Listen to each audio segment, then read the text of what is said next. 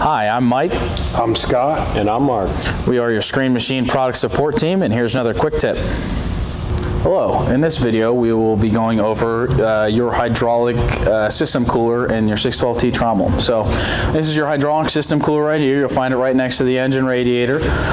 You want to make sure to keep this cooler clean. This is what cools the hydraulic oil for your machine, so it's very important to make sure this is clean. Make sure you can see through, you can see light through this cooler here. You're going to want to regularly blow it out with an air hose, with a pressure washer, anything like that to keep it clean. If you do use a pressure washer and get this cooler wet, make sure to dry it off before you put it back into service.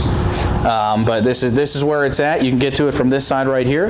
There's a couple doors on the opposite side here. We've got a little door right here, and then another door that you can kind of get in from the other side, get up into that engine compartment, and get to that cooler and do all your maintaining and your service work. If this cooler gets plugged with material or dust or whatever it is, it has a really hard time cooling this machine if it's all plugged up. So you really want to keep attention to this cooler, make sure you're cleaning it regularly and making sure that it stays clean so it can adequately cool your hydraulic system.